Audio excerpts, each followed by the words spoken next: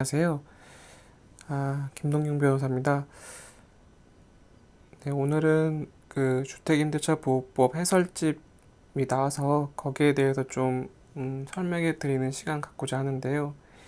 이게 법은 뭐고 또 해설집은 뭐냐. 일반적으로는 이제 법률이 개정됐을 때마다 해설집이 나오는 게 일반적이진 않거든요. 근데 이게 워낙 주택임대차 보호법이 워낙 국민적 관심을 많이 받고 있는 법이기 때문에, 그리고 사실 법령만 놓고 보면 여러 가지 그 논란의 여지가 있는 부분이 많이 있었어요. 그래서 주간부서인 국토교통부에서 조금 유권 해석을 내려줄 필요가 있었던 부분도 있기 때문에, 지금 이 주택임대차 보호법상의 내용, 개정 내용만 해도 내용이 상당히 많아서 아마 두 번에 나눠서 해야 될 것 같은데, 오늘은 그 첫 번째 시간으로 이 전반적인 내용하고 Q&A의 약간 부분을 살펴보도록 하겠습니다. 네, 개정 주택임대차 보호법의 주요 내용 살펴보도록 하죠. 네, 개정 이유는 뭐 잘 아시겠죠? 네, 모르시는 분이 없으시라고 생각되는데, 가장 중요한 주요 개정 내용이 그 계약갱신 요구권이에요. 계약갱신 요구권인데, 이게 이제 종래에 있었던 이제 묵시적 갱신하고 조금 헷갈릴 수 있거든요. 이 종래 주택임대차 보호법이 가지고 있던, 이거 전에 가지고 있던 내용이 일단 2년 동안 그 거주를 보장한 다음에 갱신되는 경우가 어떠한 경우였냐면, 이제 임차인과 임대인이 서로 이제 주택기간 그 임대기간 만료 1개월 전에 계약의 변경이나 해지를 통보하지 않는 경우, 그러니까 서로 뭐 아무 말 없이 지나가는 거죠. 그러한 경우에 그 전 임대차와 동일한 조건으로 2년 더 연장되는 것으로 한다, 이런 규정이 있었습니다. 그거는 여전히 살아 있어요. 살아 있는데, 이런 규정으로 이제 임차인 입장에서는 이제 보장이 안 되는 것이, 임대인이 이제 그 기간 내에 나가라, 혹은 뭐 임대료를 올려달라, 이런 변경을 하게 되면 거기에 따를 수밖에 없었던 거죠. 근데 그거에 비교해서 여기에 나와 있는 계약갱신 요구권은 임차인에게 주어진 권리입니다. 하나의 권리고, 묵시적 갱신과는 달리 그냥 아무 말 하지 않고 있으면 안 되고, 직접 꼭 행사만 해야 돼요. 행사해야만 되는 권리라는 점이 좀 다른 점이 되겠습니다. 그래서 1회 계약을 갱신을 청구할 수 있는 권리고, 이로써 2년이 더 늘어납니다. 여기서 중요한 게 1회죠, 1회. 네, 1회. 한 번이에요, 한 번. 그래서 2년이 더 늘어나는 거고요. 그래서 2년의 원래 거주 기간에 대해서 더하기 2년. 그래서 총 4년이 살 수 있게 되는, 이렇게 지금 구성되어 있습니다. 아, 그 임대인은 하지만 이런 경우에 이제 6개월 전부터 1개월 전까지, 요거는 이제 그 뒤에서 자세하게 살펴보겠습니다. 정당한 사유 없이 거절하지 못한다. 그래서 거절할 수 있는 경우가 있어요. 있는데 이제 이것도 이제 뒤에 Q&A란에 자세하게 이제 다루는 란이 있기 때문에 거기서 살펴보도록 하고요. 그 다음에 이제 조금 특이한 게, 그러니까 이 거절하는 사유 중에 이제 실거주 목적인 경우에는 거절할 수 있거든요. 근데 그 실거주를 이유로 갱신을 거절하고, 그 정당한 사유 없이 제3자에게 이 임대한 경우, 그러니까 내가 살겠다라고 해서 거절했으면서 다시 이제 주택을 임차한 경우에는, 그때는 손해배상을 하도록 그렇게 그런 규정을 뒀습니다. 이제 뭐 이 해당 임대차 보호법을 피해가려는 임대인의 꼼수를 좀 저지하고자 하는 것들이죠. 조문은 뭐쭉 보시면 뭐 아실 수 있고요. 조금 이제 특이한 게 이제 손해배상 규정이거든요. 그 전에 이걸 한 번만 볼까요? 그 8호에 보면 이제 이게 있어요. 8호에 그 임대인은 임대인의 직계 존속과 직계 비속을 포함하죠. 그 다음에 이런 사람들이 실제로 주택에 거주하려는 경우, 이런 경우에는 이제 임차인의 계약갱신 요구권을 거절할 수 있는데, 조금 주의해야 될 점이, 만약에 그 자기가 살겠다고, 그러니까 8호, 2랑 8호의 사유로 갱신을 거절하였음에도 불구하고 갱신 요구가 거절되지 이 갱신 요구가 거절되지 아니하였다면, 갱신되었을 기간 만료 전에 정당한 사유 없이, 그러니까 원래 2년을 더 살 수 있었는데 그 전에 정당한 사유 없이 실거주자가 그 해당 주택에 거주하지 않고 제3자에게 목적을 이 주택을 임대한 경우, 이런 경우에는 임차인이 입은 손해를 배상해야 됩니다. 그러니까 이런 규정들이 갖는 이제 그 기본적인 의미는, 좀 실제 손해배상 청구권을 이제 법원에서 신청하는 것과 좀 차이점이 뭐냐면, 이제 입증을 좀 쉽게 할 수 있는 거죠. 이러한 사유들만 하면 바로 손해배상을 해주니까. 일반적으로 이제 손해배상을 법원에서 청구하게 되면은 뭐 손해가 발생했다는 입증, 손해액이 얼마라는 입증, 이런 걸 다 해야 되거든요. 근데 이제 이렇게 이 밑에 이제 6호에 손해배상 액수까지 좀 정해져 있잖아요. 구체적으로 이 액수 자체도 바로 이렇게 법정돼 있기 때문에 훨씬 이제 임차인 입장에서는 손해배상을 실질적으로 이제 받는 게 용이하게 된다는 이런 차이점이 있어요. 그러니까 이런 규정이 없더라고 하더라도 이 손해배상 청구는 할 수는 있었는데, 이런 규정이 들어간 취지는 조금 더 그 임차인이 자신의 권리를 용이하게 행사할 수 있다는 그런 차이가 있습니다. 두 번째는 이제 전월세 상한제인데요. 전월세 상한제는 이제 아마 다음번 방송에서 좀 더 자세히 말씀드릴 것 같은데, 음, 이 갱신을 할 때, 그러니까 갱신을 하게 되면 원칙적으로 전 임대차와 동일한 조건으로 하는 건데, 다만 그 전세금, 그러니까 임대료를 올려받을 수 있게 허용을 해줬어요. 그러니까 다만 그 상한이 5%다. 5% 내에서 합의를 통해서 조절할 수 있도록 했습니다. 뭐 이것도 관련해서 좀 여러 가지 문제가 있는데, 자세한 내용은 뒤에 이제 Q&A란에 조금 자세한 내용이 있으니까 그쪽에서 이제 아마 다음번 방송에서 조금 자세히 살펴보도록 하죠. 네, 계정 관련 이제 그 자주 묻는 질문에 대해서 질문들을 모아놓은 그런 내용이 되겠어요. 첫 번째 질문 가볼까요? 네, 이 계약갱신 요구권의 행사는 언제부터 할 수 있는지 묻고 있는데, 예, 임차인이 6개월 전부터 1개월 전까지 할 수 있습니다. 그래서 뭐 밑에 이제 문제들을 풀어보면 좀 이해가 하실 텐데, 이제 1개월 전이 언제냐, 이 구체적인 날짜가 언제냐, 이런 거는 이제 민법상 기간 계산에 대한 규정에서 초일 불사님 원칙이 있거든요. 그 초일 불사님 원칙에 따라서 쉽게 뭐 이걸 뭐 아실 필요는 없고, 그 만료일이 그 뭐 10일이다 그러면 그 전날이 12시, 그러니까 10일이면 9일 24시, 뭐 이렇게 생각하시면 되겠어요. 그 날까지 이 계약갱신 요건을 행사해서 그 의사표시가 임대인에게 도달되어야 한다, 이렇게 이해하시면 되겠습니다. 이 질문과 관련해서 좀 예를 들어볼까요? 2020년 9월 30일에 만료되는 임대차 계약의 경우 언제까지 계약갱신 요건을 행사할 수 있는지.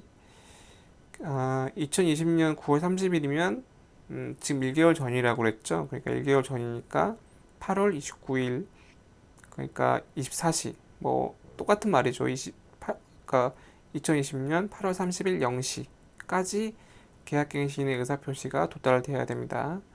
두 번째 질문. 그럼 임차인에게 계약갱신 요건이 몇 차례 부여되는지. 한 번입니다. 한 번. 그래서 2년을 살고 플러스 2년이고 다시는 할 수 없어요. 그러니까 총 4년이 되는 거죠. 총 4년이 됩니다.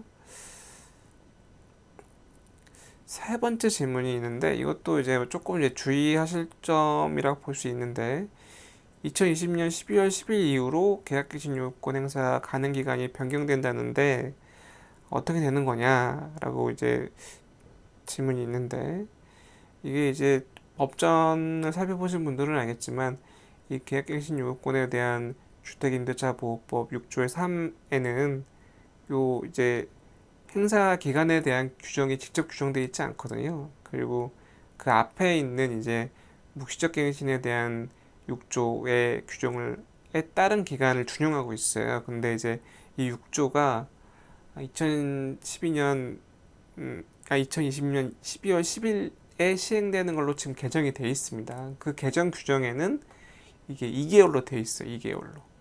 그래서 2개월로 돼 있기 때문에 2020년 12월 10일 이후에 계약을 최초 체결하거나 그 갱신된 경우 이 경우에는 그때 그 최초 체결한 계약 그 이후에 갱신을 다시 할 때는 그때는 2개월 전 만료일에 2개월 전에 행사해야 된다 이렇게 되겠습니다. 근데 그래서 이제 이 쉽게 설명드리면 이 최초로 체결되는 경우에 대해서는 뭐 쉽게 이해가 되는데 뭐 갱신되는 경우는 갱신되는 경우는 뭐냐? 그러니까 사실 이 계약갱신 요건에 의해서 갱신되고 나면 다음번은 계약갱신 요건을 행사할 수 없거든요. 없기 때문에 사실 의미가 없어요. 그래서 이 갱신되는 경우라고 하는 거는 기본적으로 뭐 생각해 보면은 묵시적 갱신이 된 경우를 의미하는 걸로 보입니다. 그래서 예를 들어서 지금 계약을 지금 임대차 계약 기간에 있으신데 2020년 12월 10일 이후에 계약갱신 요건을 행사하지 않고 임대인도 따로 말이 없어서 이 묵시적으로 갱신되는 경우 이런 경우는 다음 만료 기간에 계약갱신 요건을 행사하실 때는 그때는 2개월 전에 해야 되는 거예요. 그러니까 이 규정은 지금 당장 문제되는 규정은 아닌데 나중에 이제 계약갱신 요건을 행사하실 때 주의하시면 되겠습니다. 좀 예를 들어보면 좀 이해가 되실 텐데 예를 들면 2020년 12월 10일에 계약이 만료되는 경우 그런 경우에 계약 만료 2개월 전에 계약갱신 요건을 행사하는지요. 그러면 2020년 12월 10일이라고 하는 거는 만료된다고 하면 아직 그 개정된 법률이 시행되기 전이기 때문에 이거는 지금과 같이 1개월 전에 하면 되겠어요. 그런데 이제 2020년 12월 10일에 새로운 임대차가 체결되거나 여기서 보면 뭐라고 돼 있죠? 묵시적 갱신이죠. 묵시적 갱신으로 계약 기간이 2022년 12월 10일로 되는 경우는 2개월 전에 해야 되는 거냐? 2개월 전에 해야 됩니다. 1개월이 아니라 개정된 법률에 따라서 2개월 전에 해야 됩니다. 그래서 2022년 12월 10일이라면 2달 전이니까 22년 10월 10일 그 0시죠? 0시. 그러니까 2002년 10월 9일 24시까지 해야 된답니다. 해야 됩니다. 네, 다음 이거는 지금은 사실 크게 현실적으로 논란될 문제는 아니라서 네, 중요한 건 아닌데 이게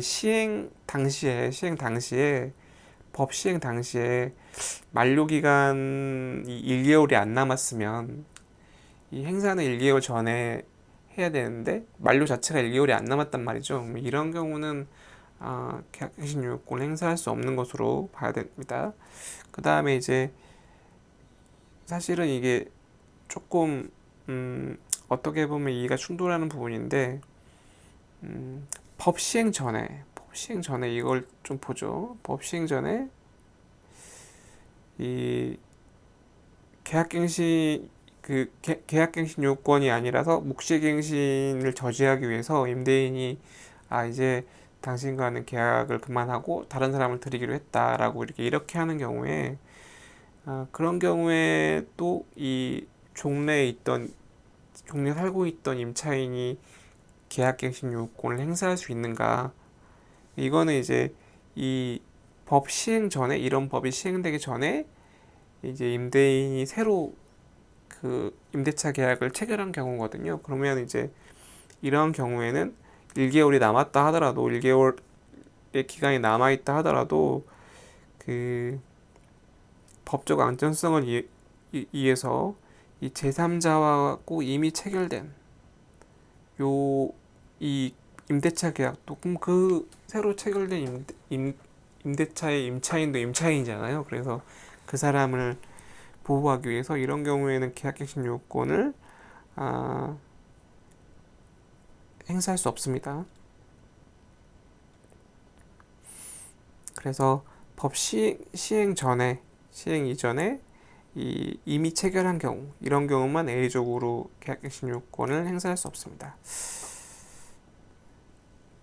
네, 여기서부터는 이제 좀 상당히 좀 중요한 내용인데 앞에서 이제 말씀드린 것과 같이 계약갱신 요건은 기본적으로 종래에 있었던 제도인 묵시적 갱신과는 구별되는 제도라고 했어요. 그래서 이거를 그 임차인은 하나를 뭐 행사했다 하더라도 하나의 효과를 봤다 하더라도 여전히 계약갱신 요건을 행사할 수 있거든요. 그래서 법 시행 당시에 이미 이제 2년 이상을 거주하던 임차인의 경우에도 요거를 활용해서 계속 거주할 수 있느냐? 거주할 수 있습니다.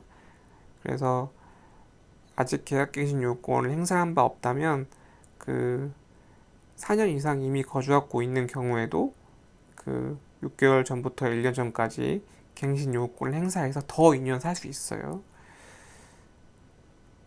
네, 이게 이제 그 제가 아까 말씀드린 거에 전제가 되겠는데 기본적으로 계약갱신 요건은 종래에 있던 제도인 묵시적 갱신과는 구별되는 제도라고 했습니다. 그래서 계약갱신 요구권은 반드시 임차인이 임대인에게 의사표시를 해야 돼요. 그러니까 그렇게 하지 않으면 묵시적 갱신하고 구별이 안 되기 때문에 의사표시를 해야 되고요. 그 종래에 있던 묵시적 갱신의 제도는 그대로 유지되는 것입니다. 여기도 내용이 나와 있죠. 첫 번째, 반드시 계약갱신 요구권은 명확하게 의사표시를 한 경우에 인정됩니다. 라고 나와 있고요. 묵시적 갱신 제도는 그대로 남아있다. 그대로 지금 이 자체가 계약갱신 요건으로 변경되거나 이런 게 아니라 그대로 다시 임대차 관계가 설정되는 걸로 그렇게 해서 유지되고 있습니다. 네, 이것도 이제 좀 주의할 내용인데요. 임대인과 임차인이 계약으로 이러한 계약갱신 요건을 행사하지 않기로 약정한 경우에는 효력이 없습니다. 효력이 없고 이거 이제 강행 규정적인 성격이 있기 때문인데요. 이 주택임대차 보호법에서는 이 법에 위반된 약정으로서 임차인에게 불리한 효력이 없다는 규정을 두고 있어요. 이제 편면적 강행 규정이라고 하는데 계약서에서 임차인은 이러한 법상 권리를 행사하지 않기로 약정하는 경우라도 이런 경우라도 임차인은 행사할 수 있습니다. 조금 이제 주의하셔야 될 게 이게 이제 계약갱신 요건을 사전에 포기하는 것이거든요. 미리 사전에 포기하는 건데 요거는 안 돼요. 안 되는데 사후에 이 권리의 행사를 안 하는 건 가능하죠. 이게 무슨 얘기냐면 계약갱신 요건을 행사할 수 있는데 그때 나는 계약갱신 요건을 행사하지 않고 그냥 임대인하고 새로 계약을 체결하겠다. 나는 새로 계약을 맺고 싶다. 이렇게 하는 건 가능하다 이거죠. 그래서 미리 이 약정하면서 포기하는 거랑 그 행사할 수 있는 시점에 가서 그때 이제 행사하지 않는 거랑은 예, 제가 이걸 잘못했네요. 요거는 동그라미다. 권리 행사를 안 하는 거는 권리 행사를 안 하는 건 할 수 있다. 이거 이런 거예요. 네, 권리 행사를 안 하는 건 할 수 있다. 다음 내용은 이제 임차인이 계약 기간을 맞춰 나가기로 하고 그 다음에 이제 계약갱신 요건을 행사할 수 있느냐. 이거는 이제 뭐 앞에 이 합의하고 일맥상통하는 내용인데 그렇게 말을 했다 하더라도 합의한 경우라도 계약갱신 요건을 행사할 수 있잖아요. 그런데 이제 단순히 내가 나가겠다 이렇게 의사표시를 했더라도 당연히 이런 취지에서는 계약갱신 요건을 행사할 수 있다고 보는 게 맞습니다. 이런 경우에도 6개월 전부터 1개월 전까지 행사가 가능합니다. 그 다음에 이제 그 법 시행 전에 이런 일이 있었다. 그렇다 하더라도 이 지금 계약갱신 요구권에 대한 개정 법안은 이미 그 체결된 임대차 계약 전부에 적용되거든요. 이게 사실 뭐 소급인의 만에 이제 의미가 있지만 법률상으로 엄밀히 말하면 소급은 아닌데 뭐 현실적인 소급이죠. 이게 이제 변호사로서 이걸 소급이라고 부르는 건 좀 뭐 진정 소급은 아니나 뭐 부진정 소급 이렇게 정도 말할 수 있을 것 같은데 아직 임대차 기간이 진행 중인 거에는 적용을 하겠다. 적용할 수 있다. 이미 체결된 계약에 되는 경우라서 이런 경우가 생길 수 있어요. 근데 이제 그럼에도 불구하고 전에 이제 이 법이 시행 전에 이미 나는 뭐 이런 걸 하지 않겠다라고 한 경우라도 이 계약갱신 요구권을 행사할 수 있습니다. 있습니다. 네, 계약갱신 요구권을 행사하는 경우에 무조건 2년을 거주해야 됩니까?